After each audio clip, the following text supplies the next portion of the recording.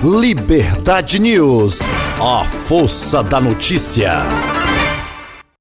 Hoje quem está conosco aqui é o juiz Argenildo Fernandes, né, para tirar as dúvidas da população e também numa entrevista estilo ping-pong. Ele que é o juiz da Vara de Júri e Execuções Penais, obrigado por nos receber. O senhor é juiz da Vara de Execuções Penais. Como é o funcionamento do juiz na execução penal? Bom, primeiro é preciso que a gente entenda a questão processual. Nós temos dois tipos de processo. Nós temos o processo de conhecimento, que é aquele que é desenvolvido nas varas criminais, que é onde o juiz averigua a existência de um crime, vê quem é o autor desse crime e aplica uma pena. Esse é o processo que é desenvolvido na vara-crime. Uma vez sentenciado o indivíduo e condenado, aí nasce o processo de execução penal, que é o processo que tramitará no juízo da execução penal, que é o acompanhamento da pena em si. O juiz vai verificar, por exemplo, o indivíduo que praticou o crime e a pena foi superior a 8 anos. Esse crime, o regime de cumprimento de pena é o fechado. Esse processo de execução, o que é que o juiz inicialmente vai observar? É quando vencerá o prazo para que esse indivíduo saia do regime fechado e vá cumprir a pena no regime semiaberto. Estando no regime semiaberto, qual o tempo e quais são as condições subjetivas de comportamento dentro do cárcere para que esse indivíduo vá para o regime aberto. Então, o processo de execução, ele aprecia todos os fenômenos incidentes na execução penal, que corresponde, em linhas gerais, na própria execução da pena. O indivíduo que foi condenado, ele vai cumprir sua pena dentro, inicialmente, de um estabelecimento penal, quando a pena é para o regime semiaberto ou regime fechado.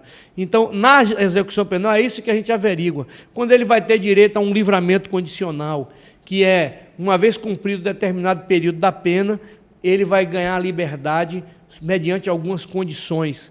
Quais são as condições? De não praticar delitos, de não fazer uso de bebida alcoólica, de não frequentar bares, festa de largo e por aí vai.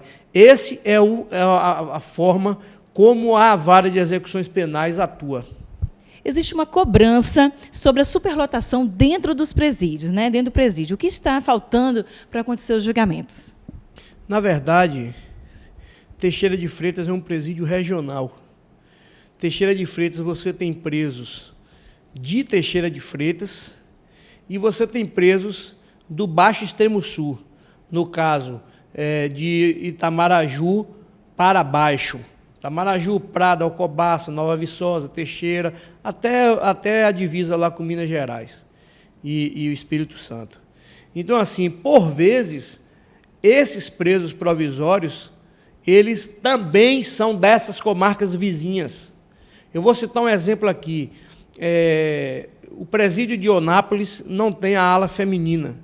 Então, nós recebemos as presas oriundas lá da parte norte do extremo sul, na parte mais para cima. Nós recebemos os presos as presas de Onápolis, de Porto Seguro, as que são julgadas, sentenciadas, portanto, da responsabilidade da Vara de Execução Penal, e as que são provisórias, que é da Vara Crime, dos respectivos lugares. Hoje nós temos aqui no presídio algo em torno de 70 presas não julgadas da comarca de Porto Seguro. Então é preciso que haja uma dinâmica nessas comarcas para que esses casos sejam julgados e a gente possa iniciar a execução penal. Porque a gente só vai falar de concessão dos benefícios, de progressões do regime fechado para o regime semiaberto, do regime semiaberto para o regime aberto, que implica até em concessões de liberdade, quando já exista o julgamento daquele processo. Nós temos também esses problemas em Teixeira de Freitas, de presos provisórios. É um problema nacional que decorre do incremento cada vez mais de crimes, cada vez mais pessoas estão praticando crimes e cada vez menos nós temos as estruturas caminhando na mesma proporção. Então, hoje nós temos uma vara-crime em Teixeira de Freitas para julgar os elementos que praticam delitos. Então, cada vez mais você tem um aumento do número da delinquência, mas a estrutura que você tem para julgar é a mesma. Agora mesmo nós estamos sem o juiz da vara criminal, porque o titular foi removido por juizados especiais, e eu, como juiz da vara de júri e execuções penais, estou substituto da vara criminal. Então, isso acaba realmente ocasionando o retardamento desses julgamentos com relação aos presos provisórios. Mas como funciona a prioridade para esses julgamentos assim, desses réus? Nós temos réus que se encontram presos e nós temos réus que se encontram em liberdade provisória. Quando você tem o processo de réu solto, esse processo, naturalmente, ele demora mais de ser julgado. Por quê? Porque você tem uma demanda de réus presos que te obriga a ter que julgar primeiro esses processos. Então, você imagina o que é você ter, na unidade prisional, você tem quase 800 presos. Então, você imagina o que é um juiz ter que analisar todos esses processos, dos que estão julgados, que são até decisões mais fáceis de serem dadas, entendeu? Porque os requisitos são quase sempre objetivos. Ele já tem X% da pena cumprida, ele tem um bom comportamento carcerário, portanto, ele vai progredir para o semiaberto. Então, é uma decisão mais simples do que você ter que analisar um caso, ouvir testemunhas, ouvir o réu, muitas vezes diligências que são desenvolvidas em processos, como perícias, cartas precatórias para ouvir testemunhas fora da comarca de Teixeira de Freitas, porque nós, por exemplo, Teixeira de Freitas, vara criminal, o processo que tiver uma testemunha para ser ouvida em Alcobaça ou em Medeiros Neto, é preciso que seja expedida uma carta precatória para que o juiz de lá possa ouvir. Isso tudo vai resultar no retardo da prestação jurisdicional. Então, nós procuramos dar a prioridade para o processo de réu preso. Por isso que, às vezes, a gente vê um processo de um réu que está solto e que demora-se de se chegar à conclusão daquele processo. Mas é por quê? Porque o juiz está quase que absolutamente absorvido pelos processos dos réus presos. E nós vivenciamos isso aqui. Quase que todos os dias nós estamos realizando audiências criminais ou da execução penal de réus presos aqui. Então, quando você vai realizar essas audiências, com certeza, aqueles processos dos réus que estão soltos, ele vai ter um julgamento mais retardado, um julgamento mais lento. E quantos julgamentos no mês, em média, vocês conseguem fazer? Por exemplo, o mês de agosto, que findou a semana passada, nós realizamos 99 audiências. Então, nós chegamos aqui, por exemplo,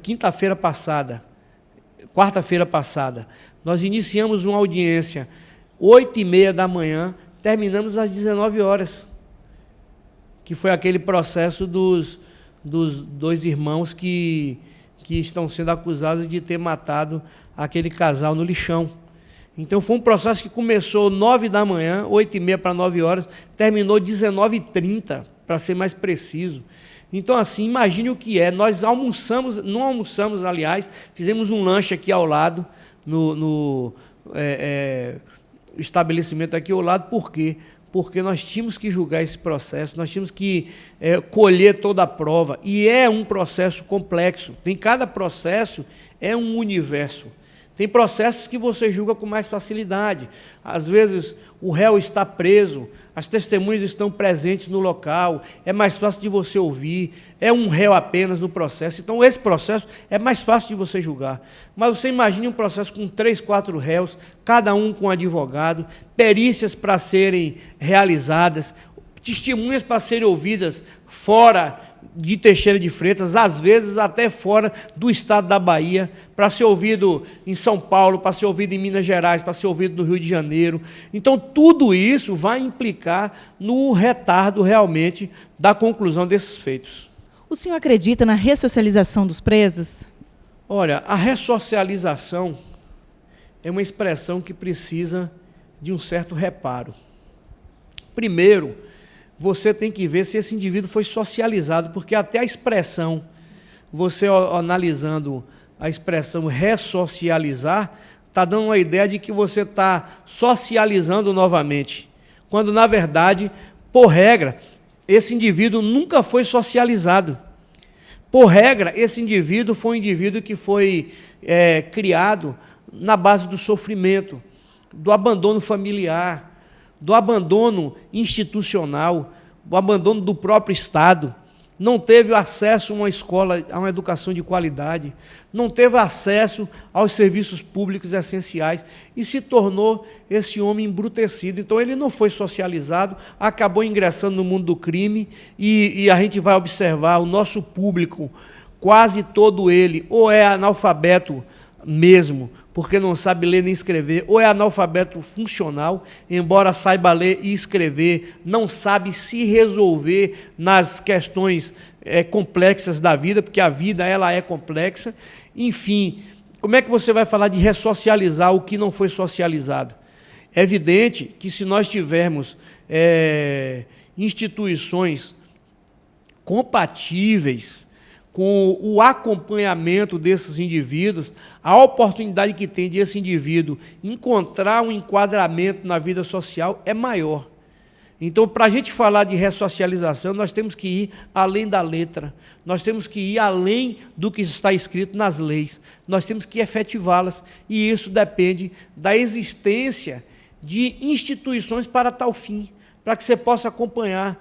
Esse indivíduo, ele precisa de um emprego, de um trabalho, ele precisa, mas para ele ter um trabalho que lhe gere essa dignidade, ele precisa de ter um acompanhamento, de um aperfeiçoamento, ele precisa ter uma profissionalização. Então, é preciso que haja tudo uma questão de causa e consequência. Ele vai ser um indivíduo que vai ter um bom enquadramento social, pode até ser que tenha, desde que haja essa funcionalidade das estruturas para que lhe dê condição de se tornar um cidadão. Qual o seu pensamento sobre a liberação do uso da maconha? Olha, o consumo da maconha, sendo ou não liberado, ele existe. Existe esse fenômeno social do consumo da maconha. Existe um regramento jurídico que disciplina esse uso da maconha. Ou seja, verdadeiramente nós temos uma legislação que proíbe o tráfico e o uso das drogas. Eu sou muito reticente com relação a essa liberalização do uso da maconha. Não é possível que os cientistas sociais, que os psicólogos, que os médicos psiquiatras, que estudam ou estudaram anos a fio o comportamento dos indivíduos que são usuários não só das drogas mais pesadas, como a cocaína, como o crack, o LSD, mas as drogas com a potencialidade menor, como a maconha, que eles tenham errado. Não é possível que as disfunções que são causadas no aspecto social e biopsíquico do usuário da maconha, que todos esses estudiosos, que eles erraram ao longo de todo esse tempo. Não é uma questão fácil de se resolver, porque o uso da maconha, ela tem alguns benefícios que são aventados, mas você veja que a maconha, no aspecto daquilo que é positivo, ela é pontual, muito pontual. Nós vimos recentemente uma família que ingressou em juízo para ter o direito de importar uma substância que é extraído da maconha para um tratamento neurológico de uma criança. Veja, é um aspecto pontual. A maconha realmente é um vegetal. Você pode fazer tecido com a maconha. Você pode fazer medicamentos com a maconha. Mas veja que há um processamento, não é da forma como está sendo dito, do indivíduo chegar ali, fumar maconha, está tudo certo. Não, ela causa disfunções. A história e a vida social, ela nos mostra isso. A gente vivencia constantemente jovens. Qual o critério que você vai ter para, por exemplo, você fiscalizar e ter o controle do consumo da maconha com relação a um menor de idade, a um adolescente, a uma criança? O senhor acredita que a maconha leva às outras drogas? Eu acredito. Nós temos diversos depoimentos aqui que nós colhemos na sala de audiência de pessoas que começaram pela maconha. E aí começou o que eles utilizam aqui muito, a expressão, o melado, né? Quando eles pegam a maconha e introduzem uma pedra de crack para poder fumar. Então, assim, a partir da maconha, ele começou a usar o crack, começou a usar cocaína. Eu vou pontuar nos malefícios que a própria maconha traz, porque ela traz muitos malefícios, retardos mentais. Isso, a medicina demonstra isso, retardos mentais, letargia, ideias de suicídio.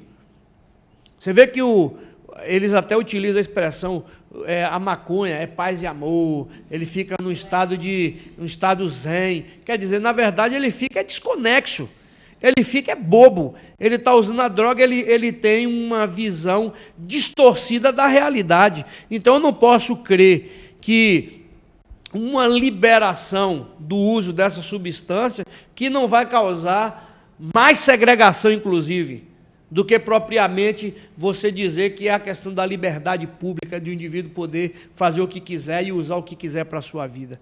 Eu acho que a normatividade proibitiva, ela visa compor uma estrutura social mais saudável, uma estrutura social mais compatível com a possibilidade de que possamos viver, porque a vida social, ela é uma vida complexa. Entendeu? Então, esse é o nosso posicionamento. Eu sou absolutamente contra, divirjo respeitosamente, porque no campo das ideias tudo pode ser sustentado, mas eu divirjo absolutamente com essa ideia de ser liberado o consumo da maconha. Sobre o caso Aroeira, como está o andamento do processo? Bom, especificamente, quanto ao mérito, eu não posso tecer nenhum tipo de comentário, entendeu? Porque isso aí será da competência do juízo constitucionalmente previsto para apreciar, que é o tribunal do júri. O que eu posso falar é do andamento desse feito. Esse processo é um processo complexo, é um processo que tem 4 réus, é um processo que os réus possuem diversos advogados, vários atos foram realizados fora de um fluxo normal, ou seja, nós tivemos muitas perícias que foram realizadas, inclusive, fora de Teixeira de Freitas. Muitos atos processuais dependeram do acompanhamento de advogados que não atuam aqui em Teixeira de Freitas. Tem alguns réus que têm advogado que é fora da comarca. Então, assim, não é um processo simples, não é um processo fácil. E ele, para mim, enquanto juiz, é mais um processo. Enquanto para os réus é um processo, para a família da vítima é um processo, e sofre porque não é só a família do réu que sofre, a família da vítima que sofre. Os réus e os seus familiares também sofrem com isso, porque realmente causa uma certa ansiedade no resultado desse processo, seja ele qual for. Para mim, é mais um processo. Então, assim, eu não vejo por que priorizar ou deixar de priorizar. Eu não vejo por que ver esse processo como um processo diferenciado no universo de mais de 5 mil processos que nós temos para apreciar, e com a vara criminal que eu hoje respondo, mais de 10 mil processos para apreciar. Então, assim, eu é um processo que encontra-se em fase de alegações finais, que já foram, inclusive, oferecidas, está dependendo da sentença de pronúncia. O que é propriamente a sentença de pronúncia? A sentença de pronúncia não é um julgamento de culpabilidade, não é um julgamento em que o juiz diz assim, fulano de tal é culpado do crime que cometeu. Não é. É um julgamento que diz, houve um crime, há indícios de quem seja o autor desse crime e, portanto, encaminham esse indivíduo para que seja julgado pelo tribunal do júri. Esse processo ele não se encerra aí. Não basta que haja sentença de pronúncia, que é na fase em que ele se encontra, porque a parte ela pode recorrer dessa decisão. O réu pode recorrer da decisão de pronúncia. Ou não. Pode ser que ele se conforme com a decisão de pronúncia e queira se submeter a julgamento imediatamente, e aí a pauta ela segue normalmente, o fluxo desse processo segue normalmente. Por ora, esse processo está em fase de sentença de pronúncia, já estamos preparando, houve há algum tempo, nós já estávamos até lavrando essa sentença, quando nós observamos, ocorreu um vício processual. Qual foi o vício? Faltava uma alegação final. Então, você tem que converter esse julgamento em diligência para que aquela parte possa se manifestar, porque se eu for dar andamento ao processo sem analisar os seus requisitos legais, eu vou estar incorrendo em nulidade. E aquilo, já diz a máxima popular, aquilo que é mal feito tem que ser feito duas vezes. Se a pessoa tem a responsabilidade de fazer com que o processo ande, com que o processo caminhe, é preciso que ele caminhe livre de qualquer tipo de situação que possa gerar nulidade. E esse cuidado nós estamos tendo nesse processo. Nós já ouvimos todas as testemunhas, nós já ouvimos todos os réus, já acolhemos as alegações finais. Veja o tanto de atos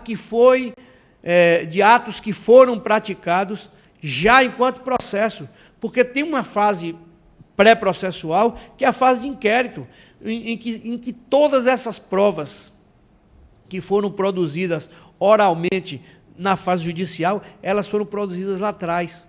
Perícias que foram realizadas, diligências que foram realizadas. Então, assim, não é um processo simples, não é aquele processo que eu falei de um réu, que todas as testemunhas estão aqui, que tem apenas um advogado e, portanto, ele é mais fácil de julgar. Esse é um processo de uma certa complexidade e, assim, ele não é o único processo de complexidade que nós temos dentro de Teixeira de Freitas. Nós temos centenas e centenas de processos tão complexos quanto esse. Nós temos processos que tem 20 réus. Nós temos processos que tem 20 réus, que tem testemunha para ser ouvida fora do estado da Bahia, e que os réus estão presos, inclusive, os réus estão presos, esperando que esses atos sejam realizados. Então, qual é o que eu tenho que priorizar? Veja a dificuldade que nós temos. Como eu disse, eu sou juiz titular da vara de júri e execuções penais, mas eu também sou juiz substituto da vara crime e de infância e juventude. Então, assim, a gente está...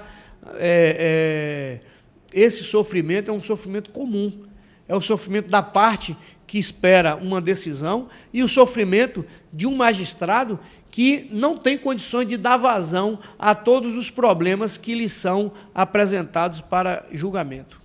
Sobre a violência de nossa cidade e região, sendo juiz, como o senhor vê essa problemática? A violência é um fenômeno sociológico. A violência, ela faz parte da vida social.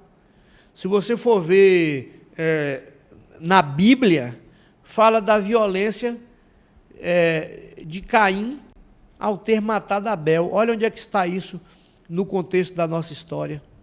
A violência, onde tem mais de um ser humano, há a possibilidade de que ocorra violência. Basta que haja um conflito de interesse. E que, havendo conflito de interesse, que alguém resista de ceder.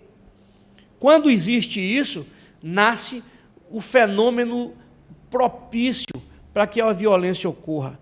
Então, a violência faz parte da vida social. Nós temos estruturas de combate, nós temos estruturas de prevenção, que é a polícia militar. Ela é uma estrutura que existe antes da ocorrência do crime, ela existe para estar presente, é o estado presente, o indivíduo parar e falar assim, olha, eu não vou cometer determinado ato porque a polícia está ali. Nós temos a polícia repressiva, que faz um trabalho repressivo, um trabalho investigativo, que é a polícia judiciária, que a nível estadual é a polícia civil, a nível federal é a polícia federal. Então, assim, essas estruturas, elas existem para aplacar a violência. Mas em que parte do fenômeno social? Né? Numa parte em que todas as condições sociais estão postas e prontas para que aquele fenômeno da violência ocorra. Existe um fenômeno social anteposto ao crime. O que eu quero dizer? Existe uma vida social.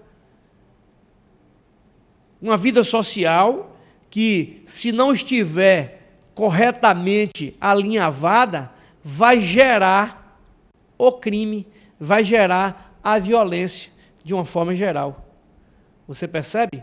Então, assim, deita raízes a violência nas disfunções sociais. Então, você acredita que essa disfunção social é a causa de tanta violência? Quem seriam os verdadeiros responsáveis? Sim, as disfunções sociais, ela é a causa primária da violência. Então, assim, quando a gente... Vamos pontuar num fenômeno específico. Um adolescente que esteja praticando o ato infracional, que é ele praticar um fato que se assemelha ao crime. Por exemplo, um homicídio, um tráfico de drogas, um assalto. Aí você pega esse adolescente e você vai fazer um estudo da vida dele. Quem é esse adolescente? Eu tenho feito isso aqui no funcionamento da Vara da Infância e Juventude. Esse adolescente é um adolescente que tem uma família em disfunção. Muitas vezes o pai é alcoólatra, muitas vezes a mãe, em virtude da violência doméstica, acaba se afastando do lar e deixa aquela criança exposta. É um ser exposto. Então você tem um contexto familiar, que é a célula, considerada a célula máter da sociedade, já doente. Você tem uma estrutura doente, é uma estrutura familiar que não atende àquela necessidade para que aquela criança tenha o desenvolvimento biopsíquico dentro de um padrão de normalidade. Aí você vai olhar, quem é esse pai, quem é essa mãe? É uma pessoa que, muitas vezes, semi-alfabetizado. Se ela foi semi-alfabetizada, se ela foi semi-preparada para a vida, aí você já parte para outra estrutura que estaria ali para poder sustentar o amparo a essa família e que também está em disfunção, que aí é o poder público. Aí é o poder público. Aí você vai ver o funcionamento, como é que está funcionando o segmento de saúde, de educação. Como é que está funcionando as escolas públicas, como é que elas estão funcionando em termos de educar esse jovem? Porque, é claro, a educação ela tem que nascer na família. É a família que tem que educar. A escola vem de forma complementar. Mas que estrutura escolar, educacional, que está sendo posta para esse jovem, para esse adolescente? Assistência social, você tem uma família disfuncional, qual é a política pública que está sendo desenvolvida para gerar emprego e renda para esse pai de família, para ele poder trabalhar e amparar a sua família? Isso nada mais é do que a gente observar a complexidade da vida social.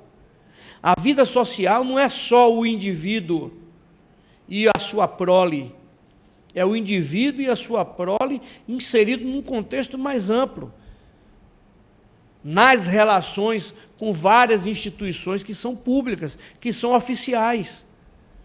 Então, assim, se nós não oportunizarmos com que essa criança, com que esse adolescente, com que esse jovem, ele seja encaminhado naquilo que é necessário para a vida de um ser humano, minha amiga, com certeza nós vamos ter uma pessoa desequilibrada que vai cometer violência inicialmente contra os seus próprios, contra um irmão, contra uma mãe, contra um pai, ou, indo além, uma pessoa que esteja próxima, um amigo, uma família vizinha, ou uma pessoa que esteja num contexto de vida social, que, por exemplo, é vítima de um assalto.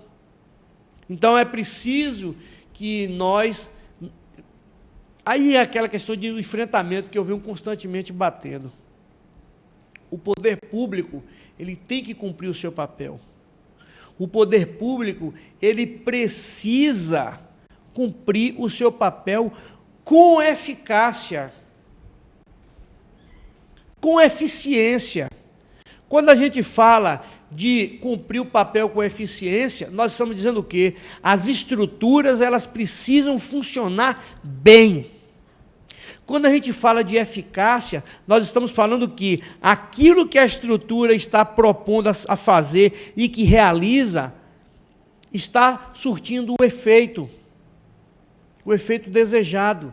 Você está promovendo a inclusão social. E isso vai gerar a efetividade, que é a transformação social. Então, aqui não é jogo de palavras. Eu não estou jogando com as palavras. Aqui eu estou dizendo que nós precisamos, pontuando num município como Teixeira de Freitas, nós precisamos de uma secretaria de educação que seja funcional, de uma secretaria de educação que gere eficiência nas suas estruturas. Recentemente eu tive em uma escola aqui no Bela Vista, que estava faltando lâmpadas, que as salas de aula estavam sem forro. Então, o que acontecia em uma sala era ouvido na sala vizinha. Imagine o que é isso, essa confusão de barulho. Então, assim, a gente precisa de um planejamento estratégico? Sim. A gente precisa de um planejamento estratégico para a educação? Sim.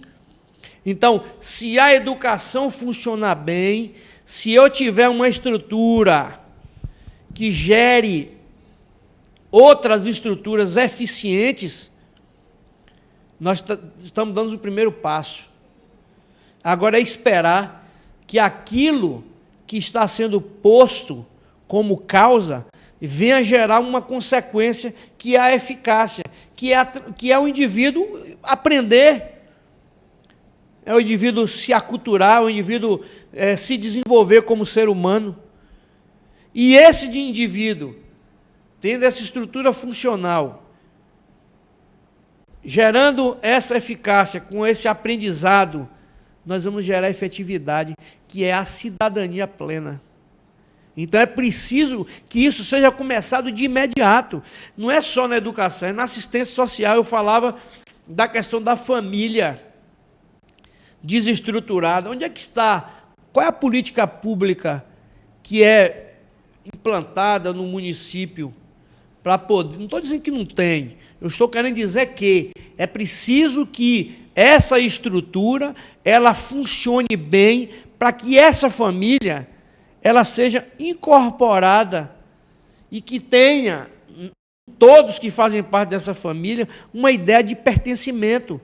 Eu pertenço a uma sociedade, eu tenho uma vida social, eu estou vendo os meus filhos crescerem bem, eu estou vendo os meus filhos crescerem saudáveis, eu estou vendo os meus filhos crescerem dentro de uma escola pública de qualidade. Sabe para quê? Para que a oportunidade não seja para o meu filho, por eu ser juiz e ter um bom salário, mas que o indivíduo que esteja vivendo e morando na liberdade, que ele tenha um filho que possa disputar em igualdade de condição com o meu filho numa universidade pública. Nós não estamos aí com a ideia da Universidade Federal? Então, que aquele pobrezinho que mora lá no Liberdade, que ao invés de ele estar sendo segregado e absorvido pelo tráfico e uso de drogas, que ele possa estar em uma boa sala de aula, aprendendo a tocar um instrumento musical, um acompanhamento, eu diria, um acompanhamento religioso, para que o indivíduo tenha uma formação espiritual. Não estou falando de qual seja a religião, mas que ele tenha isso, entendeu? Então nós precisamos disso, nós precisamos de ter essa ideia de totalidade. A gente precisa ter a ideia de que estamos num contexto social e que tudo tem que funcionar para gerar essa sensação de efetividade, de transformação social. E é preciso que se diga, todo ser humano tem uma dimensão sociológica. Sabe o que é isso? A dimensão sociológica é o indivíduo que possa transformar o meio no qual ele vive. O indivíduo que mora lá no Liberdade, se ele tiver um acompanhamento, no Liberdade, no Castelinho, no Caminho do Mar, no Dorico, seja lá qual for o bairro, no Colina Verde, que ele saiba que ele pode transformar aquele meio que ele vive, que ele pode ser uma ferramenta de transformação social. Eu tenho dito, às vezes, que a própria família, o próprio ambiente familiar pode ser o início disso tudo. Os pais amarem os seus filhos mais, os pais acompanharem mais os seus filhos, cuidarem mais dos seus filhos. Isso nada mais trocando em miúdos, de você encarar a complexidade da vida e fazer com que todos os membros que vivam nesse contexto possam participar desta grande ideia. Essa foi a entrevista com o juiz Argenildo e você pode nos ajudar com o próximo entrevistado da semana que vem, a partir de agora. Liberdade News, a força da notícia.